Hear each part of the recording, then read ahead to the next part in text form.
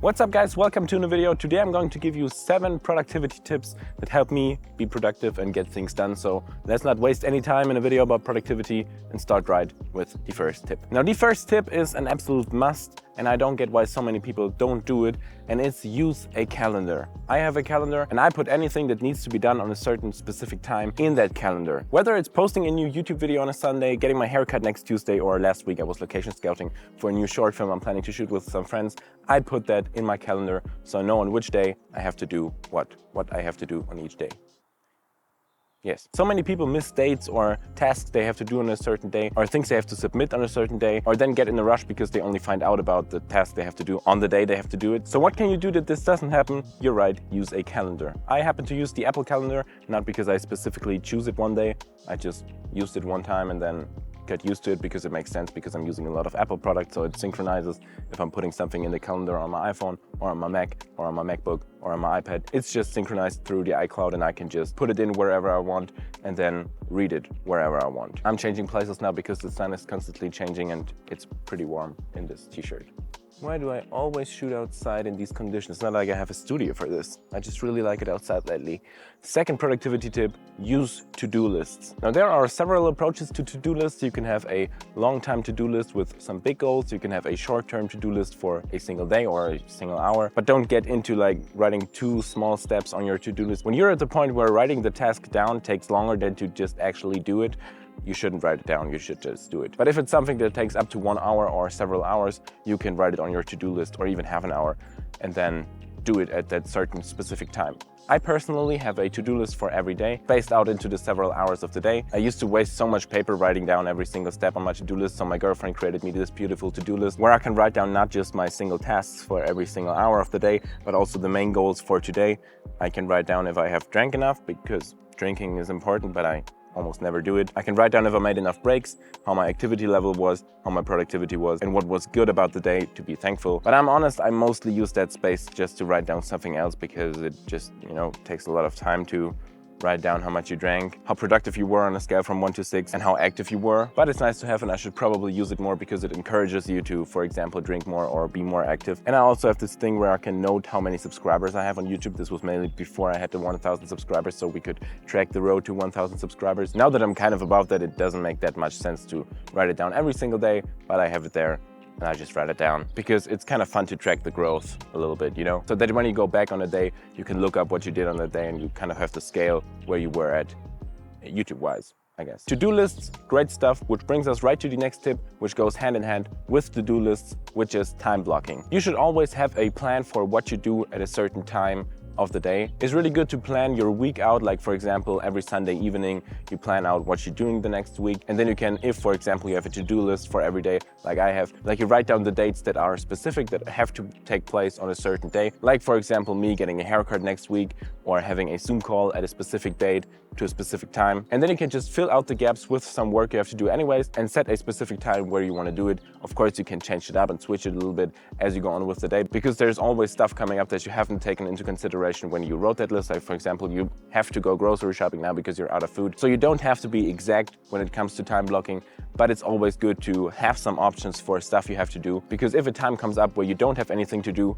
you're more likely to just think, I'm gonna watch Netflix now, or I'm gonna, I don't know, play Minecraft now because I don't have anything to do. But if you're time blocking and you're writing down what you would have to do, you always have something to do. And if you have time, you're more likely to get some work done, because you see, I have to get this edit done next week, so might as well do it now and then chill, and not first chill and then I don't have enough time for the edit. So time blocking is also a very good solution to be more productive. The next thing also goes hand in hand with time blocking and to-do lists, which is goal setting and deadlines. There are also several ways how you can approach it, like for example, create a vision board with your goals for the year, create a list with some long-term goals, some short-term goals, some goals for the day, main goals for today, goals for the week. There are several ways to approach it, and you should use the way that is the best for you. But when it comes to deadlines, we have the very interesting sentence out of Parkinson's law, which is work expands so as to fill the time available for its completion. Which basically means if you set yourself a deadline for 1 week to get something done in 1 week, you will get it done in 1 week.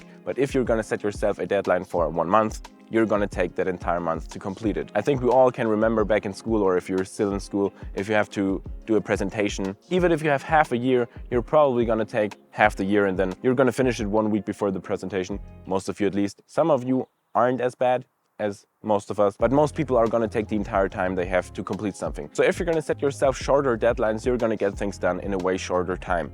If I say I wanna complete this video in 1 week, I'm gonna complete it in a week. But if I'm gonna say I wanna complete this video in 1 month, I'm gonna take 1 month. So set yourself shorter deadlines and get more things done if you just put more things, more deadlines in a shorter time. But don't burn out, don't overdo it. Stay healthy, but we're going to come to that in the last tip. But the next productivity tip is batching and deep work. Now, batching basically means if you have to do something several times, don't do it one time, and one time again. Just put these things into one time where you complete them, because then it will be done faster, because you're in the so-called deep work. There's also a book on it. I haven't read it yet, but I definitely want to take a look at it. It's linked down below in the description if you want to buy it, or if you just want a summary from yours truly.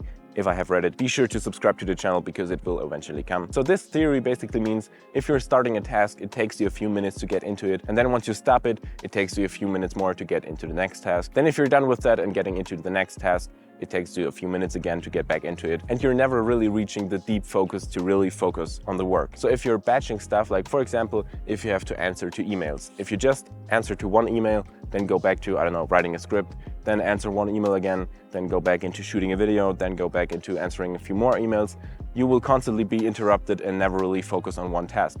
But if you're setting yourself 1 hour to answer to all your emails on one day, and then on the next day, you're completing, like for example, 4 YouTube videos, for my example, and then on the next day you're answering 1 hour to emails again, then you will be more focused and more productive on the single task that you're doing in a whole batch. This is also talked a lot about in Tim Ferriss's The 4-Hour Work Week, which I have done a review on, so feel free to click up here if you want to watch a video about that book. He talked a lot about the email example I gave you. Now the next productivity tip I want to talk about is the 2-minute rule, which was basically made popular by David Allen in Getting Things Done. You can also find a review to that book if you click up here, and it's also linked down below in the description and also at the end of the video in the end card. Now the 2-minute rule basically states if a task takes 2 minutes or less, you should do it right then and there and not write it on a to-do list, as we also talked about, because it will take longer. Not delegate it, not push it further into the day, just do it then and there because it just takes 2 minutes and it will be more stressful to think about you have to do that task than if you just do it at the moment you think about it because it only takes 2 minutes. I'm guilty of not always doing that. I probably should because this one is a really good tip, but if something takes just 2 minutes, do it right now because it just takes 2 minutes and thinking even more about it will just take even longer than just doing it right then and there. I should probably answer to a lot of text messages on WhatsApp and Instagram, but now it will probably take longer than 2 minutes. See, if you just always answer, it just takes 2 minutes, but if you let it build up, it will take longer than 2 minutes, which doesn't mean you should always be on your phone and answer texts. That's also not productive. This is really hard. Which brings us right to the last productivity tip I want to give you today, which is it's also okay to sometimes not be productive.